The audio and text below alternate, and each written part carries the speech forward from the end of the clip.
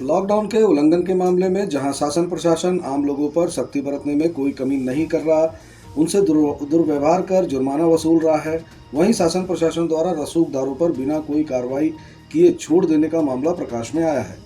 इस मामले को लेकर आम जनता में यह चर्चा का बाजार गर्म है कि ये पूरा नियम कानून केवल गरीब मजदूर और मजबूरों के लिए ही है। रसूखदारों और राजनीतिज्ञों और अमीरों के लिए कोई कानून नहीं है।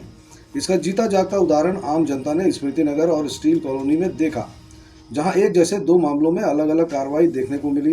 एक तरफ लॉकडाउन के उल्लंघन को लेकर जहां 6 लोगों को पुलिस ने गिरफ्तार कर कार्रवाई करते हुए न्यायालय में पेश किया, तो वहीं दूसरे मामले में पुलिस ने रसूखदारों को देख सिर्फ माफी से ही काम चला लिया। सूत्रों से मिली जानकारी के अनुसार स्मृति गृह निर्माण सहकारी समिति के अध्यक्ष राजीव चौबे अपने स्मृति गृह निर्माण सहकारी समिति के कार्यालय में अपने साथियों के साथ पार्टी कर एक साथी का जन्मदिन मना रहे थे, जिसकी जानकारी मिलने पर एसएसपी अजय यादव के निर्देश पर सुपेला थाना प्रभारी की टीम स्मृति नगर चौकी क्षेत्र में छापा मारने पहुंची थी और वहां की स्थिति देख स्वयं थाना प्रभारी भी हैरान रह गए।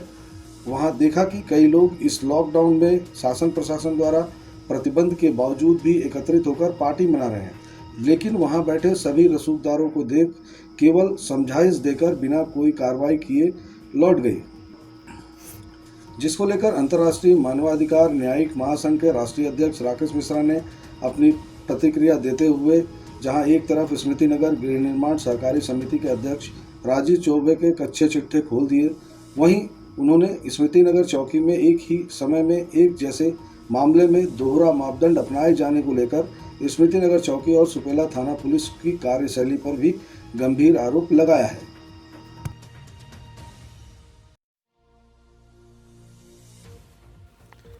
सबसे पहले तो अपना परिचय दे देंगे। मैं डॉक्टर राकेश मिश्रा, अंतर्राष्ट्रीय मानवाधिकार न्यायिक महासंघ का राष्ट्रीय अध्यक्ष हूँ।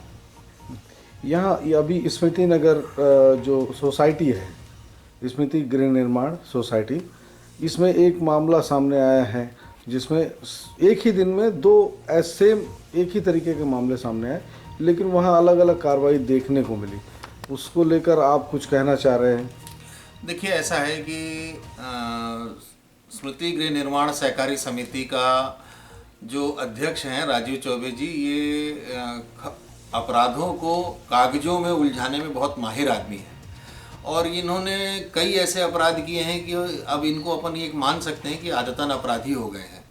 इन्होंने बहुत सारे कर्म ऐसे किए जिसमें घरों का रजिस्ट्रेशन करना, प्लॉटों का रजिस्ट्रेशन करना, डबल नंबरिंग के प्लॉटों का रजिस्ट्रेशन करना। इनके सामने नगर निगम, जिला कार्यालय और सहकारी संस्था के कार्यालय सभी नतमस्तक हैं। मैंने तो सहकार भारती का भी, मैं प्रदेश का महामंत्री हूँ, इस नाते सहकारिता के बारे में काफ़ी जानकारी रखता हूँ। इन्होंने सहकारिता में भी बहुत सारे घपले किए हैं। अब रही बात इसकी कि एक ही थाने में के अंतर्गत दो अलग अलग जगहों पर एक ही प्रकार का अपराध होना और उसमें दो अलग अलग प्रकार की प्रतिक्रिया थानेदार को देना, ये बहुत ही चिंताजनक विषय है। अब समस्या ये है कि एक तरफ तो हम शराब और पार्टी को हम सज़ा दे देते हैं और दूसरी तरफ शराब और पार्टी करने वालों को हम माफ़ भी कर देते हैं। तो इससे ये लगता है कि आम जनता के लिए अलग कानून है और जो पहुँचे हुए रसूखदार लोग हैं उनके लिए अलग कानून है।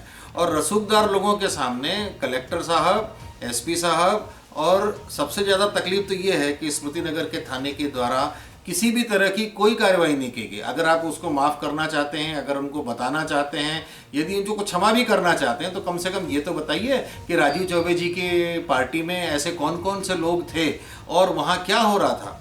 वहाँ तो दो पत्रकार भी पहुँचे थे, लेकिन उसके बावजूद उनको अंदर नहीं जाने दिया गया, जैसा मुझे पता चला है। तो ये बहुत गंभीर घटना है। राजीव चौबे जी के ऊपर मछली चोरी का आरोप लग चुका है, बिजली चोरी का आरोप लग चुका है और अवैध तरीके से स्मृति नगर के तालाब को कब्जा करके उसके ऊपर कई दुकानें भी चल रही हैं, वहाँ अवैध तरीके से कनेक्शन भी दिया जा चुका है।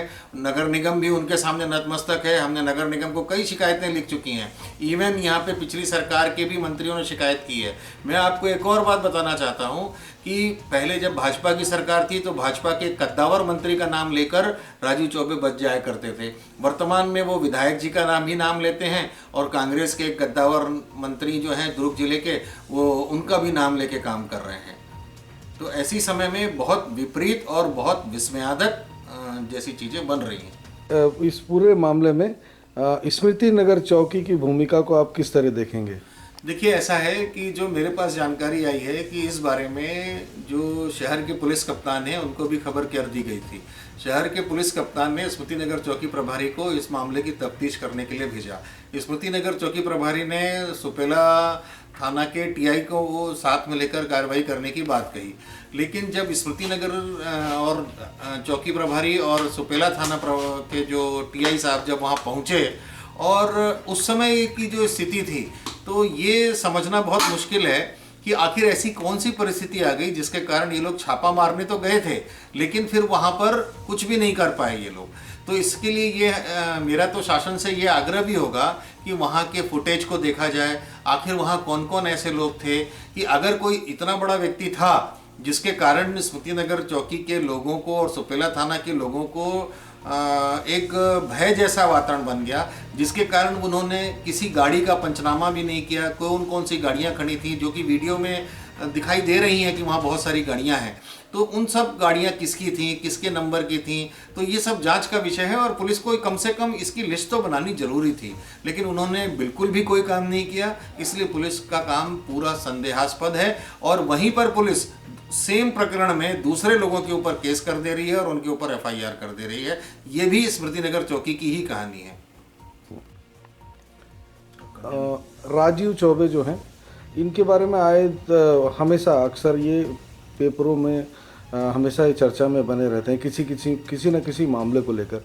कई बार मतलब बहुत गंभीर अपराध को लेकर भी होता है, लेकिन किसी प्रकार की कार्रवाई नहीं दिखाई देती कहीं से होते हुए।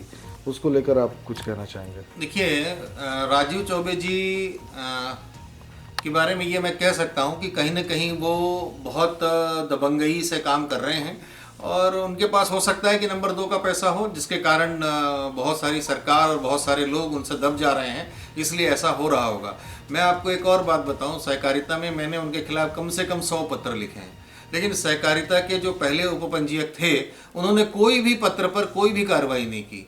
नहर पे कब्जा को लेकर उनके खिलाफ जो जांच हुई थी, वरिष्ठ सहायक निरीक्षक सहकारिता ने जांच की थी, उस पर भी कोई कार्रवाई नहीं। और अभी तो वर्तमान में भी बहुत सारी ऐसी अपराध जो हुए हैं उस पर भी हमने नगर निगम को, कलेक्टर को, नगरीय प्रशासन मंत्री को और नगर तथा ग्राम निवेश विभाग को भी हमने लिखा है। सबने चिट्ठी लिख दिया है, सबने चिट्ठियों को थाने को भी रिफर कर दिया है, लेकिन कोई भी आदमी कार्रवाई करने की हिम्मत नहीं जुटा पा रहा है और पूरा शासन, प्रशासन, तंत्र, पुलिस विभाग भी उनके सामने नतमस्तक है।